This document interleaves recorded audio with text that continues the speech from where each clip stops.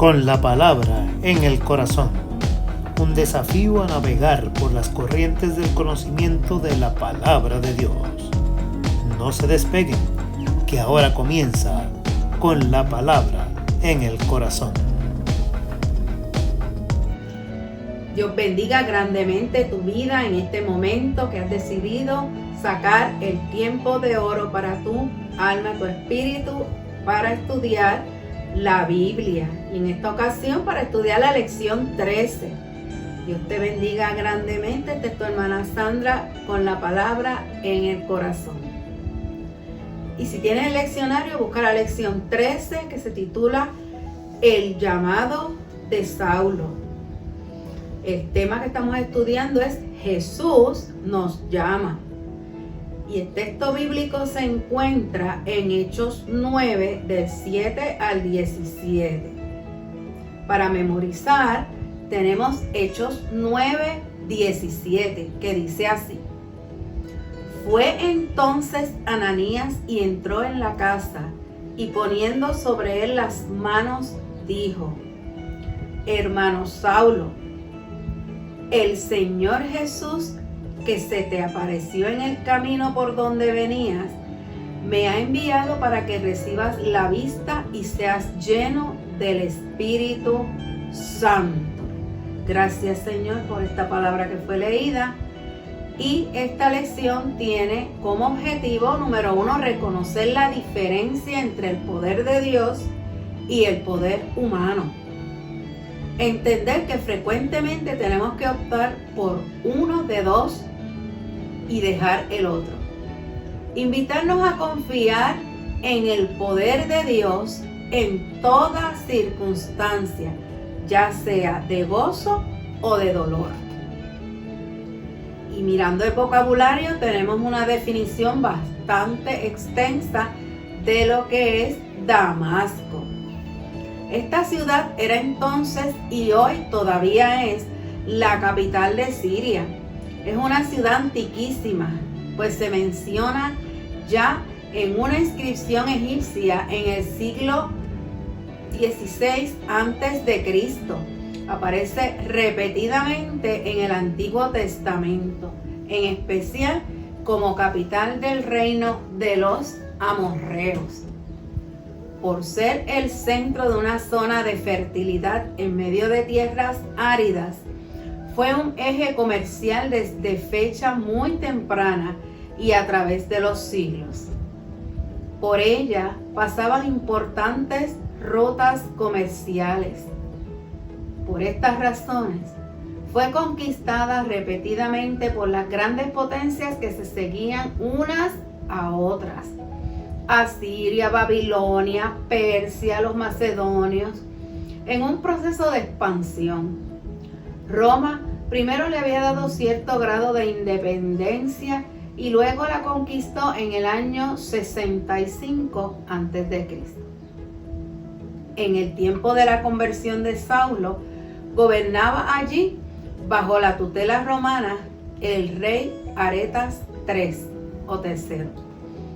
Puesto que había en Damasco una fuerte comunidad judía, también surgió pronto una comunidad cristiana, como vamos a ver en el pasaje de hoy, que se encuentra en el libro de Hechos, capítulo 9, y queremos leerlo para esta clase de una manera particular, escuchándolo de la Biblia narrada.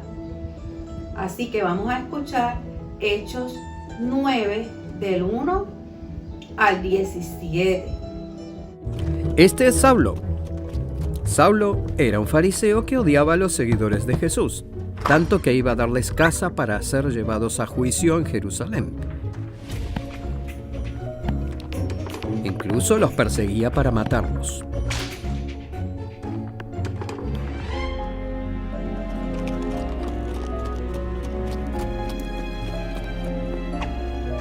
Saulo estaba pronunciando amenazas con cada respiración y estaba dispuesto a matar a todos los seguidores del Señor, así que fue a ver al sumo sacerdote. Él le pidió que escribiera una carta a los judíos en Damasco que le permitiera detener a cualquier cristiano que encontrara allí. Quería llevarlos, hombres y mujeres, de nuevo a Jerusalén en cadenas.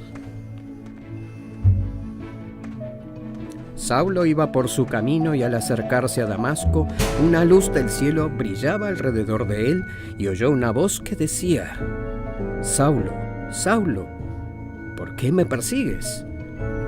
Saulo exclamó: «¿Quién eres?». Y la voz dijo: «Yo soy Jesús. Levántate y entra en la ciudad y se te dirá lo que debes hacer». Entonces Saulo se levantó y abrió los ojos, pero no pudo ver nada. Así que los hombres que estaban con Saulo lo guiaron a la ciudad. Después de 3 días, un hombre llamado Ananías vino a ver a Saulo. Puso las manos sobre Saulo y de inmediato Saulo pudo ver de nuevo y con eso se convirtió en un seguidor de Jesús. Se convirtió en lo mismo que él intentaba atrapar, e inmediatamente empezó a decir a la gente que Jesús es el Hijo de Dios, y él les enseñó acerca de la misericordia que había recibido de Dios, y todos los que lo oían estaban asombrados. Luego tuvo un nuevo nombre, Pablo, y empezó a predicar no solo al pueblo judío, sino a todo el mundo, a pesar de muchas dificultades, como estar preso, haber naufragado y escapar por poco de la muerte varias veces.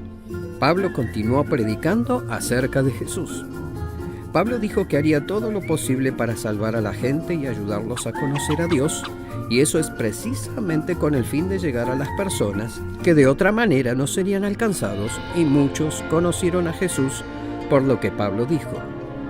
Pablo enseñó a muchos en su tiempo con sus cartas, pero incluso más han llegado a aprender sobre Jesús a través de las cartas de Pablo, que incluso pueden ser leídas hasta nuestros días. Bien, estamos en el fin del tema de este trimestre.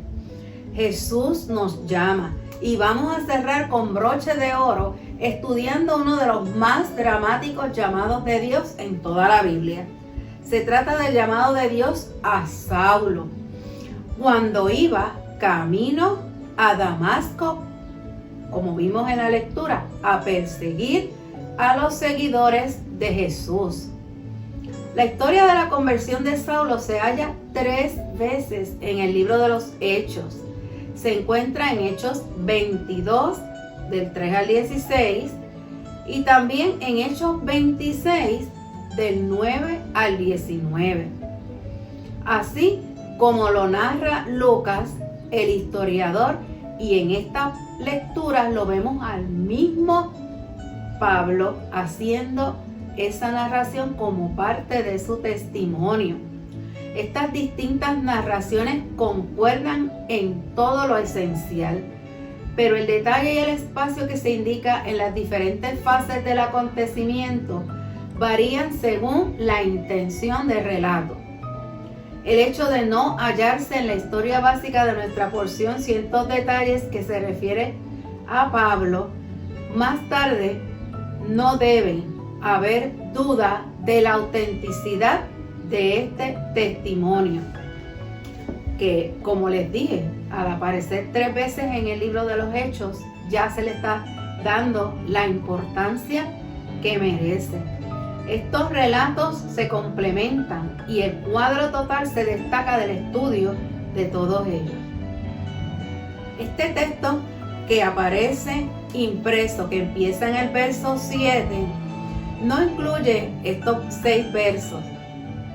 Si tienes el libro, verás que empieza en el verso 7, pero en los versículos del 1 al 6 nos cuenta que Pablo iba camino a Damasco y de momento les rodeó un resplandor del cielo.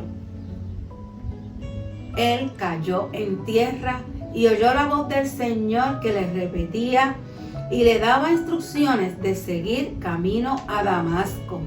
Y quiero que veas, ¿verdad? Porque los artistas se inspiran en la Biblia para muchas de sus presentaciones artísticas. Y vamos a ver este cuadro precioso de ese momento cuando Pablo está recibiendo ese llamado de Dios directamente y cayó a tierra.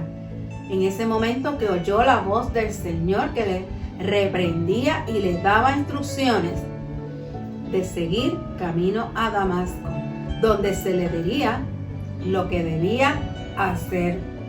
El hecho de que el texto que está impreso en los leccionarios no empieza en el capítulo 1, pero tenemos que subrayar y vamos a anotar y vamos a estudiar desde el verso 1 esta historia completa. Sabemos que tenemos un objetivo en la lección y ese objetivo está alrededor del personaje de Ananías, pero queremos verlo todo en contexto. Cuando ahora miramos la parte de la historia que aparece impresa en la revista, inmediatamente surge el tema de contraste entre el Pablo soberbio, seguro de sí mismo, que partió de Jerusalén con algo en mente, como tantas veces salimos nosotros de nuestras casas o de cualquier sitio donde estamos con algo en mente, pero no necesariamente con lo que Dios tenía en mente.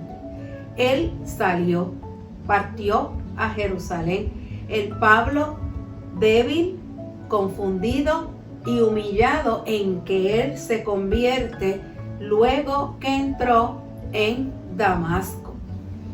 Y sin embargo, fue ese momento de aparente debilidad, incapacidad que Jesús cumplió en Pablo lo que antes le había prometido y había cumplido en otros discípulos. Recibiréis el poder del Espíritu Santo y me seréis testigos. Ese será el enfoque principal que vamos a atender en esta lección. Y vamos a ver que el Señor no utilizó ninguno de los 12 discípulos para esta misión. Así que veamos el análisis de la Escritura, donde dice que Saulo cambió de nombre. Y vemos y queremos enfatizar que esta lección quizás es una lección más de aclaración de unos términos que se han venido enseñando y que quizás hemos aprendido nosotros también y queremos poner en claro, especialmente eso que frecuentemente se dice de que Saulo cambió de nombre. Eso es algo que queremos explicar. Él en algún momento, en su momento, él decidió, dependiendo a dónde él iba a estar, él usar el nombre de Pablo. Era lo mismo. Lo único que lo estaba utilizando en diferentes idiomas y ya mismo lo vamos a explicar. Si leemos los primeros capítulos de Hechos, veremos que esto no es correcto. Él no cambió de nombre. Era su mismo nombre en dos idiomas diferentes. Ananías se dirige a Saulo. Saulo va para Jerusalén más adelante. Bernabé va a Tarso en busca de Saulo. Saulo va a Jerusalén a nombre de la iglesia de Antioquía y al regresar Saulo es uno de los líderes de la iglesia de Antioquía. Y allí el Espíritu Santo llama a Bernabé, a Saulo, a una obra misionera. No es sino en ese capítulo 13, al iniciarse la labor misionera de Pablo, que Lucas no se refiere a Saulo, que también es Pablo. Eso lo vemos en el verso 13, verso 9, capítulo 13. Lo que sucede es que en aquel tiempo muchos de los súbditos romanos tenían un nombre en su lengua nativa y otro parecido en alguna lengua del Imperio Romano, o sea, latín y el griego. Saulo llevaba ese nombre arameo en honor del único rey de Israel procedente de su tribu, la de Benjamín. Pero cuando se encontraba en un ambiente mayormente grecorromano, es decir, en su labor misionera y en sus cartas, usaría el nombre de Pablo. En resumen, los dos nombres no tienen que ver ante todo con la conversión. No. Así que aclarado el punto de que no tiene nada que ver con la misión ni la conversión. Los hombres que iban con Saulo se quedaron atónitos. Y esto nos lleva a señalar otra opinión común que no tiene base bíblica. Repetidamente oímos decir que se cayó de caballo. Hermanos, en ninguna de las tres narraciones, que los invito a que las lean, acerca de la conversión se menciona un caballo. En aquel tiempo, pocas personas viajaban a caballo, sino que lo hacían a pie. Luego, lo del caballo puede ser cierto, pero lo más probable es que sea falso. Y ya estamos en el verso 7. Dice, no veía a nadie. No veía a nadie. 3 días sin ver. Resulta interesante notar que primero son los acompañantes de Saulo quienes no ven, y luego el propio Saulo quien está ciego. Llevándolo de la mano, aquel soberbio Saulo salió, respirando amenazas y muerte. En el verso 1, ahora tiene que ser llevado de la mano porque no podía ver. Y vamos a ver otra pintura que nos muestra una inspiración referente a este hecho de cuando él cae y esa luz le cae a él. Vamos a ver esto en estos momentos. Disfrute esa pintura. Medite en el significado de ese encuentro y piense en la vida pasada que él había hecho. Él estaba destruyendo su vida pasada. Dentro de ese aturdimiento, del golpe que recibía, dentro de todo eso había una consolación y un recuerdo. Todo esto yo lo estaba pensando, lo fraguaba, lo hacía y todo, pero ahora no me puedo quitar de mi mente el recuerdo del rostro del Señor. Y ese recuerdo lo fortalecía para la nueva visión para la que Dios lo estaba preparando. También estaba preparando a Ananías, el personaje de esta lección. Dios lo estaba preparando y sabía que el fin de lo antiguo significaba el principio de algo nuevo, prometedor de algunas infinitas satisfacciones y goces, ya que el Mesías glorificado le había buscado y le había hallado. Ananías es un antiguo nombre hebreo que quiere decir Dios da de gracia. En la narración de Hechos hay 3 personajes que se llaman Ananías. El primero, el esposo de Zafira, quien con ella intentó defraudar al Espíritu Santo y murió a consecuencia de su mentira. Eso está en el capítulo 5 de Hechos. El segundo Ananías es el que aparece en la historia que estamos viendo en esta lección. Y el tercero es el sumo sacerdote que participó en el juicio contra Pablo en el capítulo 23 de Hechos. Un discípulo. Esto no quiere decir que haya sido discípulo directo de Jesús, aunque tal cosa es posible. Tampoco sabemos si residía en Antioquía de manera permanente, como algunos sugieren. Lo que sí sabemos es que había 3 Ananías y que el Ananías de esta lección es el que recibe las instrucciones directamente del Señor para ir al sitio específico, a la calle que se llama derecha. Vemos en los versos 11 y 12, todavía en Damasco, una antigua calle con ese nombre, todavía, que bien puede ser la misma en donde Pablo estaba. Pero la casa que se visita como el lugar en que Pablo estaba probablemente no es más que una invención turística imposible, ¿verdad? O casi imposible que todavía la misma casa esté. No cabe duda de que es una casa antigua, pero no tanto, ¿verdad? En casa de Judas. El nombre de Judas era muy común en los judíos de este tiempo. Entre los seguidores más cercanos de Jesús había dos que se llamaban Judas. Así que seguimos hablando de Saulo de Tarso. Sabemos que Tarso era la capital de la provincia de Sicilia. En Hechos 6:9 dice que entre quienes tramaron el complot que llevó a la muerte de Esteban se encontraba la gente de Sicilia. Luego es muy posible que la idea que generalmente nos hacemos de que Saulo era un transeúnte a quien se le encontraron las ropas de Esteban no sea correcta, y que Saulo, líder de la sinagoga de los coterráneos, haya sido parte de ese complot, ¿verdad? Vamos a continuar nosotros con el tema de la lección. Y dice: tus santos en Jerusalén, el verso 13, en su uso original, llamar a alguien o algo santo no era una referencia a una virtud o buena conducta, como es ahora, sino que se usaba más bien para referirse a todo el que tenía contacto estrecho con Dios.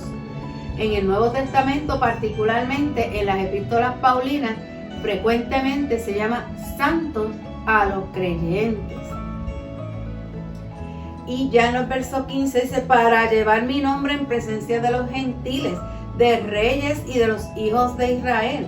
Esto es un anuncio de lo que Lucas nos dirá más adelante en el resto de los hechos, porque Pablo tiene ocasión de testificar entre judíos, gentiles y hasta entre reyes, y le es necesario padecer en mi nombre, dijo él. Pablo está ciego, su edificio religioso se ha derrumbado y tendrá que reconstruirlo.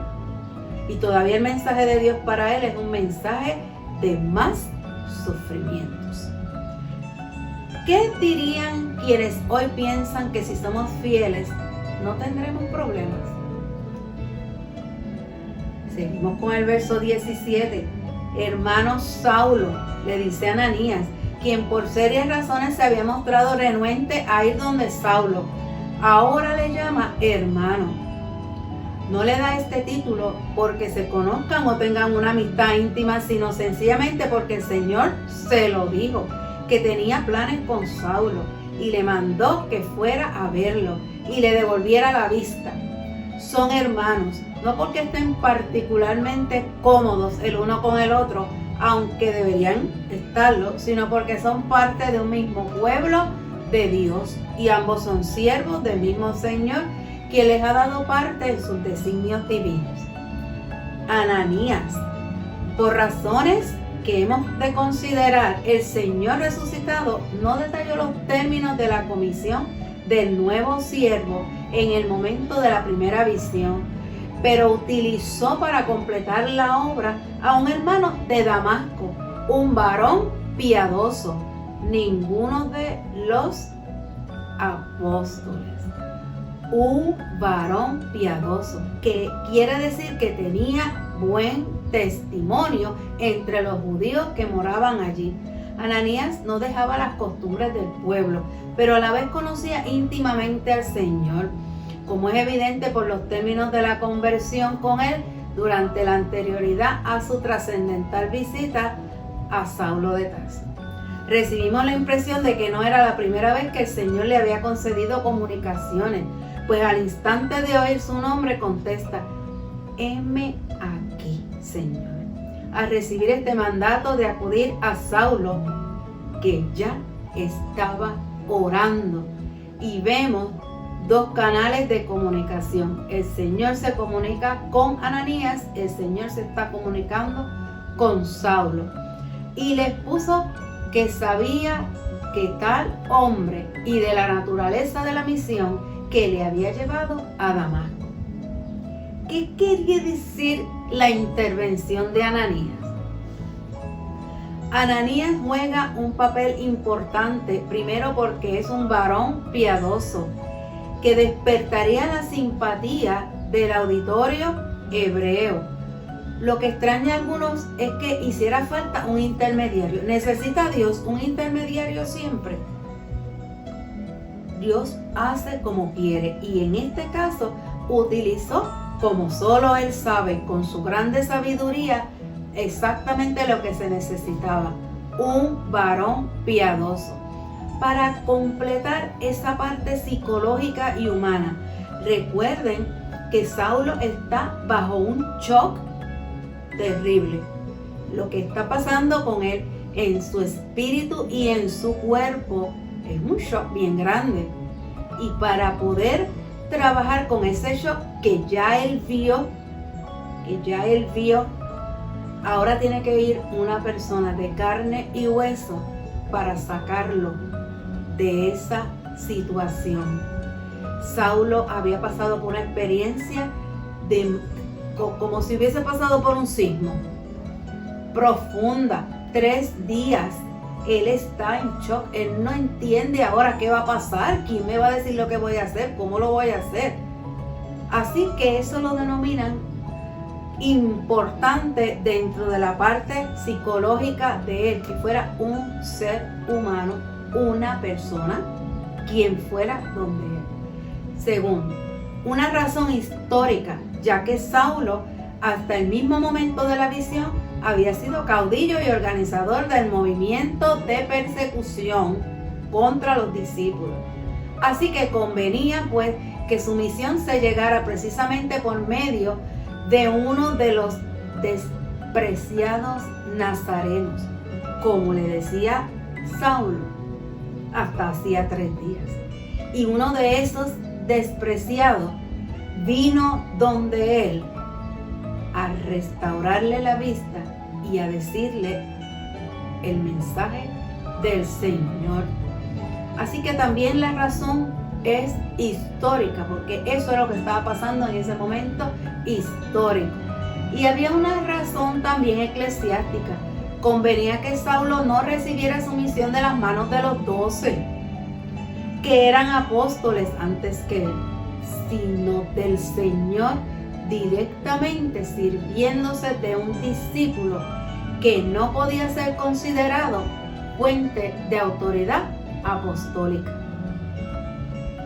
En los capítulos 1 y 2 de Gálatas, Pablo se esfuerza por hacer ver la unidad de doctrina que existía en él y los 12, pero a la vez insiste en que el Señor le llamó a él por revelación especial sin que tuviera que subir a Jerusalén. Pablo fue comisionado directamente del cielo para un apostolado que se refería sobre todo a la extensión del evangelio a los gentiles y sobre todo a la formulación de la doctrina de la gracia, que abarcaba también la administración del ministerio de Cristo y su iglesia. En esa imposición de manos vemos el símbolo de identificación, lo que se ilustra aquí. El humilde Ananías, como hemos visto, no se hallaba en ninguna línea de sucesión apostólica, que lo dijimos, pero sí representaba al pueblo afligido de Dios. Y en aquel momento oraba como profeta enviado del Señor a la iglesia. Y la imposición de manos con el cariñoso saludo: Saulo, hermano, señalaba el fin de la época de la separación y de la oposición y el principio de la estrecha comunión. Ananías fue llevado para que Saulo, según el propósito del Señor, recobrara la vista y recibiera la plenitud del Espíritu Santo. Así, hermanos, vemos cómo Jesús nos llama, a quién Jesús quiere utilizar. Muchas veces buscamos líneas apostólicas o líneas de líderes, o buscamos los presidentes de los comités, buscamos eso, buscando que el Señor, hay personas, ¿verdad?, que no sirven al Señor y nos dicen: tú estás más cerca de Dios, cosas así. Pero en esta lección vemos que Dios usa lo que Él quiera, y muchas veces hemos visto cómo usa la humildad de las personas para traer el mensaje que Él quiere. Él usa lo que Él quiere y Él sabe si lo que va a necesitar es una persona que se acerque o quiere utilizar otra cosa. En estos tiempos de pandemia, estas conversiones que se dieron en medio de la pandemia porque la persona lo estaba viendo desde su celular, de su televisor, y el Señor utilizó esa persona a través de los medios. Así que en términos generales, esta nueva condición de Saulo, Pablo, tenía más trabajo, más abundante, más azotes, más cárceles, más peligros de muerte. Muchas veces él se iba a enfrentar. Los judíos, como él mismo dice, he recibido 40 azotes menos uno, y él sigue describiendo todo lo que me está pasando. Y yo no puedo porque mi cuerpo arde servir al Señor. Y sigo. Y no es cuestión de que Él se sobreponga a sus debilidades. Es más bien que en sus debilidades y sufrimientos encuentra el poder de Dios. Aquel Saulo se hizo poderoso no porque tuviera papeles firmados de autoridades. Eso se creía él. No porque fuera el más valiente, sino porque se vio ciego, se vio indefenso al toparse con un poder mucho mayor que el de cualquier autoridad, cualquier cargo o cualquier documento. Si en este trimestre hemos estado estudiando el llamado de Jesús, la experiencia de Saulo nos recuerda que esta convocatoria no es a tener poder como se tiene en la sociedad que nos rodea. El poder de la iglesia no está en el apoyo que recibe de la sociedad, no está en el apoyo que recibe de los gobernantes, menos de los líderes políticos ni de los pudientes, sino en el poder del Espíritu Santo. Y pasamos al resumen. Empezamos este trimestre estudiando cómo Jesús llama a los marginados. Ahora lo terminamos viendo que en ocasiones Jesús llama a quienes se creían poderosos y los llama a ser marginados, a unirse a estos para así llegar a ser verdaderamente poderosos. Empezamos este mes estudiando cómo Jesús prometió a los discípulos que recibieran el poder del Espíritu Santo. Ahora Jesús, a través de Ananías, le da a Pablo el poder del Espíritu Santo. Y se lo da, no cuando es poderoso y cuando va armado de documentos que le permiten abusar de los demás, sino en el momento de su debilidad y a través de ella. Así, al cerrar el trimestre, vamos completando un círculo que nos lleva a ver la realidad de una manera radicalmente diferente a como la ve el mundo. Vemos que la fortaleza humana no siempre es verdadera fuerza. Vemos que la debilidad humana no es verdadera fragilidad. Todo esto nos lleva a plantearnos la pregunta fundamental: cuando nos veamos como caídos por tierra, como Pablo en camino a Damasco, y quisiera que viéramos la última pintura que les quiero mostrar, hermosa también esta pintura, ¿cómo responderemos al llamado del Señor? ¿Nos limitaremos a decir, como bien debemos, Señor, sácame de este atolladero? ¿O diremos también como Pablo, Señor, ¿qué quieres que haga? ¿Y qué nos puede contestar el Señor? O quizá nos ha contestado. ¿Qué haremos si el Señor nos dice, bástate mi gracia? Amén, amén, amén. Esta lección hermosa termina con una oración que va a aparecer en las pantallas. Quiero que me acompañen y que la hagan suya. Gracias, Señor, por la constancia y firmeza de tu gracia. Mediante esa misma gracia, perdónanos cuando en lugar de confiar en tu poder, confiamos en el nuestro o en el de los poderosos. Perdónanos y corrígenos. Te rogamos, Señor, que tu poder se manifieste en nuestras vidas, tanto cuando parecemos poderosos como cuando parecemos y nos sentimos débiles. Por Jesús, quien mediante la muerte derrotó a la muerte misma. Amén, amén y amén. Señor, les continúe bendiciendo grande y poderosamente. Será hasta la próxima, si así el Señor lo permite. Hemos presentado Con la Palabra en el Corazón. No olviden sintonizarnos la próxima semana y que Dios les bendiga.